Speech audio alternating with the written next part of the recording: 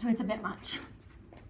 Okay, so today we will hopefully finish up the respiratory system. This slide's just kind of thrown in there. It really goes with the stuff from the last chapter. But we'll just do a really, really quick review of the pleural cavities and the parietal and visceral pleura that surround them, and then we'll go into a lot of physiology. So remember when we're talking about the lungs that we have the thoracic cavity up above the diaphragm. Right? So above the diaphragm is the thoracic cavity or the chest cavity. And in the middle we have the mediastinum or mediastinum. And then on either side we have our pleural cavities. So we have a right pleural cavity and we have a left pleural cavity. And that's where we house the lungs. Okay, so the right lung and the left lung are each enclosed in their own cavity. Remember that these cavities are all lined with double layer, so 2-layer serous membranes. Nice, thick, smooth, moist membranes that provide lubrication to the organs. When we're talking about the lungs and the pleural cavities, that membrane is called the pleura. And again, the 2 layers are going to be the parietal layer and the visceral layer. The parietal layer, remember, is the outer layer of the membrane.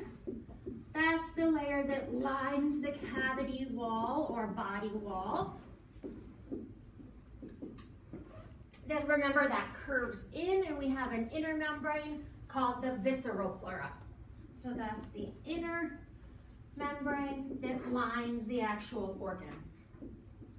Okay, so in this case, we could say lines the surface of the lungs. So if this was the lung, I would have my visceral pleura right on the surface. That curves out, and the parietal pleura would be on like the muscular body wall. And all this space in between it, that's the pleural cavity. That's the space that that lung has to move, to grow, to function, whatever. Remember that these serous membranes produce fluid, right? They make serous fluid. So there's actually fluid in this cavity right here. It's not empty space. We fill it with the pleural fluid. When we look at that fluid, again, the key kind of feature or purpose here is lubrication. As the organs move, we don't want friction. Right? We don't want them to be rubbing up against anything like this because that's going to damage the tissue, especially the lungs, which are so incredibly sensitive. So with that fluid there, everything's nice and lubricated, everything slides and glides nicely. Also, remember that water has surface tension, right? So water tends to stick to water. And we utilize that surface tension to help hold these 2 membranes together, to kind of like suction out those membranes to hold everything out and against the body cavity wall. We'll also talk about how we have a negative pressure in there as well in a little bit. Okay, so we have officially talked about all of the anatomy, all the way down from the nasal cavity, down through the pharynx and the larynx and the trachea, the bronchioles, all the way down to the alveoli. Right, we talked about how the cells that line those different areas change. Right, we've got our ciliated pseudostratified cells, and then in the lower parts of the throat, remember we switched to stratified squamous cells because there's also food and water, and then we go back once we get into the larynx and trachea and bronchi. We've got our ciliated pseudostratified columnar epithelial cells again.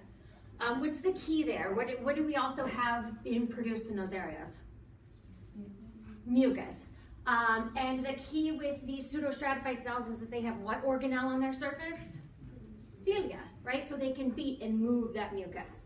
Remember when we get deep down in the lungs, our bronchioles just have simple cuboidal cells. And then once we get down to the alveoli, what kind of cells do we see? Simple squamous. Why? Exchange. Gas exchange, right? They're really thin so that we can have gas exchange occur. And we don't make mucus or anything down there anymore because we don't want to clog them up. We talked about production of voice and sound, right? What structure does that occur in? The larynx. And what cords produce that sound? The vocal cords or vocal folds, right? Remember the vestibular go over the top and help to protect them. The vocal cords are on the bottom, that produces our sound. How do we alter the pitch of sound? Tension on the cords, right? By rotating what cartilages? the arytenoid cartilages, right? The arytenoid cartilages move, that alters the amount of tension on the cords, and that alters the pitch of the sound that we produce. So we've kind of talked our way through all of the anatomy and a lot of the kind of superficial physiology of the respiratory system. The rest of the lecture is going to focus on the heavy physiology, the actual respiration and gas exchange and breathing and how this whole process works. So the term respiration, the overall respiration that occurs, actually refers to a couple integrated processes, or two really separate processes that are occurring. We have external respiration and we have internal respiration.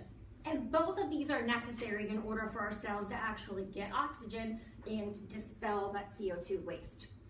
So external respiration, or it's also called pulmonary respiration, refers to the respiration that's actually occurring in the lungs. Okay, that's why we call it pulmonary respiration. It's happening in the lungs.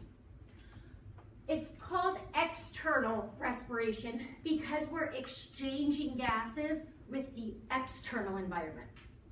Okay, so it's literally referring to everything that's involved with getting oxygen from the atmosphere and releasing CO2 into the atmosphere.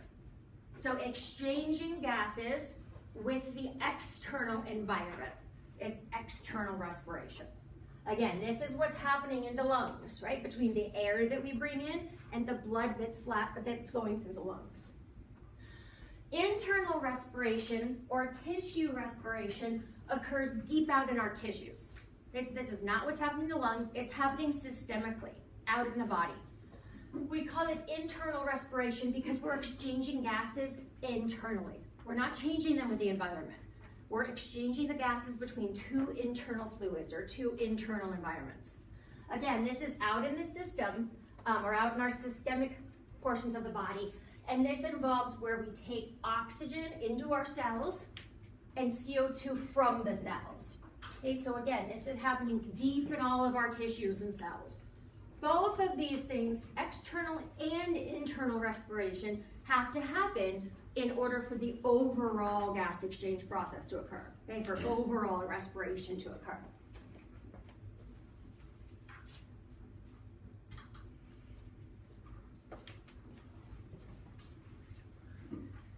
So, external respiration, where does this happen? In the lungs, right? So this is what's happening in the lungs as we bring air in and we allow that gas exchange to happen in the lungs only.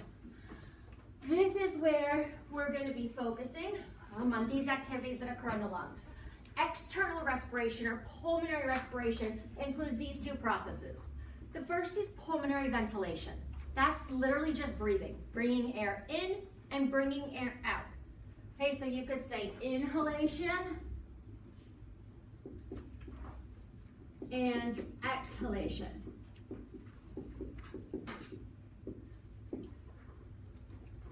Just literally moving air in and then pushing air out. Once we move the air into our lungs, we have to actually allow gas diffusion to occur, right? We need the oxygen to go from the air into our blood, and we need the CO2 to go in the opposite direction, from the blood out into the air. That's gas diffusion.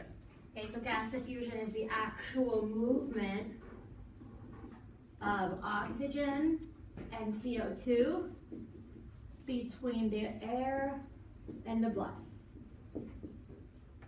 Both of these occur in the lungs, right? And both of them are involved in exchanging those gases with the air around us, with the environment or the atmosphere.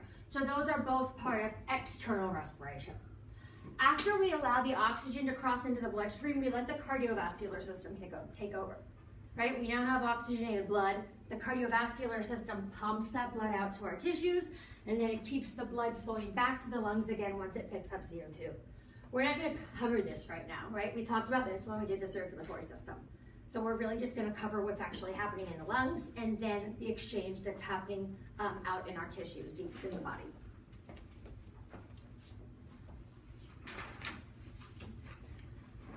This just kind of shows the overall process again. Again, what's the whole point of this? Why do we need oxygen and why do we need to get rid of CO2? What's that? Aerobic respiration. Aerobic respiration, right? That's how we make ATP. our cellular energy, ATP, is made the most efficiently by aerobic respiration. We use oxygen, and what do we make as a byproduct? CO2. CO2 is a waste, right? So we need to bring oxygen in and get it to our cells. We need to take that CO2 away from our cells and then get it out. The respiratory system is how we do that. Okay, so we said we have external respiration that occurs where? The lungs, right? The respiratory system, but mostly in the lungs. And then we have internal respiration, which occurs where? In the tissues. We said that external respiration includes pulmonary ventilation and then gas diffusion. So we're going to kind of talk through the very beginning all the way and circle back to the very end just to get the overall picture, and then we'll talk about specifics. So pulmonary ventilation was just what? Breathing, right? The pulling it in and pushing it out.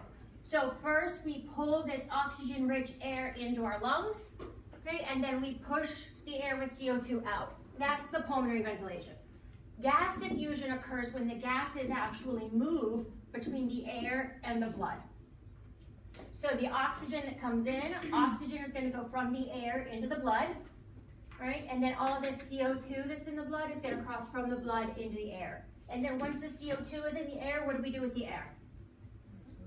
We exhale, right? We push it out. So you pull the oxygen in, oxygen crosses into the bloodstream. Remember we said this was the cardiovascular system, or the circulatory system, that delivers that oxygen-rich blood.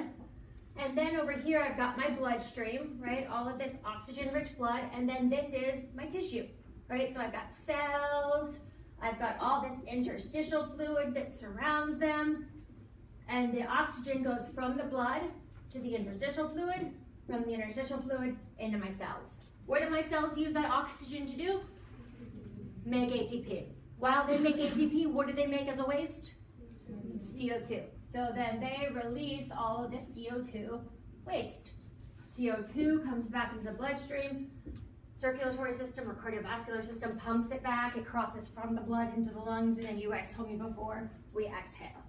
So all of this that happens in the lungs is external respiration. All of this that's happening in the tissues is internal respiration. So our body requires that respiration occurs very steadily.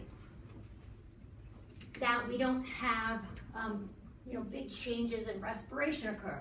Because again, we always need enough oxygen to supply our cells, and we always need to carry it away enough of the CO2, but not too much. We need to carry just the right amount of CO2 away.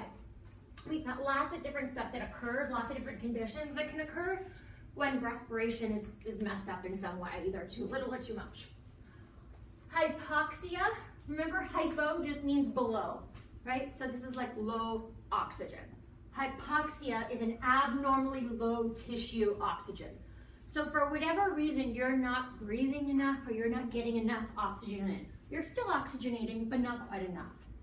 Okay, so this could be like if someone's having an asthma attack, if somebody has really bad pneumonia, if somebody has COPD, you could have a systemic hypoxia occur just because the oxygen's not crossing quite as well as it should be. Anoxia is no oxygen. Okay, so for some reason your respirations are completely blocked and the person's not breathing at all. They're not able to get any oxygen whatsoever. So like drowning, right? When you're underwater, you're obviously not able to get any air at all. Choking would be another example when somebody's completely anoxic, when they're not able to get any oxygen whatsoever. Hyper and hypocapnia have to do with the CO2, not the oxygen. Okay, and as we'll see throughout the lecture, CO2 is very, very, very important. Okay, we monitor or we adjust respirations based on CO2 more than we adjust our respirations based on oxygen. Okay, so CO2 concentration is extremely important. Hyper means what? Too much, right? So hypercapnia is a buildup of CO2. So when we have too much CO2 present, so we exhale CO2, right? So if we're not breathing enough, if we're not blowing off enough CO2, CO2 can build up in our body. This is a problem because it results in acidosis. Remember, acidosis is a blood pH less than 7.35. What's the normal blood pH? 7.35 to 7.45. And if the pH is too low, is that acidic or basic? That's acidic, right? A low pH is acidic. Does that happen when we have more hydrogen or less hydrogen? Acids. More hydrogen. Remember, hydrochloric acid is kind of like an easy way to remember that. HCl is hydrochloric acid. So hydrogen means acid. So if we have a bunch of hydrogen ions, we get too acidic. pH drops below 7.35. We call that acidosis. Now you might think, why in the heck does CO2 have to do with hydrogen? Right? Like, how in the world does breathing affect how acidic my blood is? And the reason is this right here. This is our buffer system that occurs in the blood. So this chemical reaction is constantly going, these arrows should be pointed in both directions. These reactions are constantly going back and forth in our bloodstream. And the point is to try and keep our pH of the blood relatively stable. We can release hydrogen ions, we can take hydrogen ions away to try and keep a stable blood pH. So when you look at this, notice we have CO2, there's the carbon dioxide, plus water, which is abundant in the blood, right? The blood is mostly water. And this yields, this is called carbonic acid. And H2CO3. If you add everything up, you'll see it makes sense. 2 hydrogen, 1 carbon, and then 2 free oxygen. Okay, so CO2 plus water yields carbonic acid. This carbonic acid then dissociates or separates, and it gives us, this is called bicarb, bicarbonate or bicarb. And then, what do you know? Hydrogen ions. Hydrogen ions, we said, are what are going to affect the pH of the blood, right? Too many hydrogen ions equals acidosis. So, think of this as kind of like, I don't know, like a teeter-totter is a way to think of it, or like, I don't know, it just goes back and forth, based on how much of these different ingredients we have. So if we have a lot of this, right, tons and tons and tons of ingredients, we're gonna push everything this way, right? If we've got a ton of this, I can make more of this, that means more can separate and I can have more of these. The opposite is also true. Right? If I don't have any of this, if this goes down and down and down and down, I'm going to start pulling the reaction this way. Okay, so I'm going to start using up these hydrogen ions and take them away. So this system shows you how CO2 is directly going to relate to how many hydrogen ions we have present in the bloodstream. Again, this is really important because we can alter our breathing to alter pH. So if our pH gets messed up, we can just breathe. That's a really easy way to fix it, right? To just breathe more or breathe less, to blow off CO2 or retain CO2. So hypercapnia, we said, was too much or too little CO2? Too much CO2. If I have a bunch of CO2, remember I've got a bunch of ingredients, so I'm gonna make more of these products. So am I gonna have more or less hydrogen? More. Right? I've got a bunch of this, so I push everything to this side and I make more of that product. I make more of those hydrogen ions. If I have more hydrogen ions, does that make me more acidic or more basic? Acidic, right? So a buildup of CO2 results in acidosis. If I wanted to fix that, I could just blow off that CO2, right? Just, I'm gonna start getting rid of all of that CO2. That's gonna pull this back in this direction and get rid of those hydrogen ions and bring me back to a normal pH. Hypocapnia. If hypercapnia is too much CO2, what do you think hypocapnia is? Too low CO2. Okay, and what do we just say? If CO2 goes down, I pull everything back in this direction, right? So I'm gonna have more hydrogen ions or less? Less, right? I'm gonna have less hydrogen ions. If I start taking away hydrogen ions, what happens? Do I become acidic or basic? Basic. Basic, right? So my pH goes up. Here you see the pH above 7.45, right? And we call that alkalosis, because remember, basic and alkaline, that means the same thing. So a high pH above that normal of 7.45 means we have alkalosis because we have less hydrogen ions. Okay, we've taken away hydrogen ions. Is that okay? That's super, super important. And, when we talk about pH of the blood, you'll see that the urinary tract is going to be really important for excreting hydrogen ions and excreting bicarb, and then the respiratory system is going to be really important. And you'll see it with pathology all the time. People come in with acidosis and alkalosis, and you'll say, is it metabolic acidosis or respiratory, right? Or alkalosis, is it metabolic or is it respiratory? So is it due to metabolism or is it due to the respiratory system? What's up? If a patient has something like COPD where they aren't able to breathe well, what typically would set in sooner, hypoxia or hypercapnia? So if someone has COPD, that's when you're going to see the hypoxia. So when people have, like, and we'll talk about this at the very end, when we talk about altering respirations, and I was saying we almost always, like you and I will alter our respirations based on pH, then CO2, then oxygen. The only difference to that is when somebody has like COPD or if they're having an asthma attack or sometimes like extreme exercise or whatever. But when somebody has a lung condition, that gets flipped and their respirations get altered based on oxygen first. Good question. All right, so we'll talk through this whole process of respiration. Okay, and we're going to start by talking about external respiration, which remember is the exchange of gases with the environment around us, or the external environment. And we said that that includes pulmonary ventilation and then gas diffusion.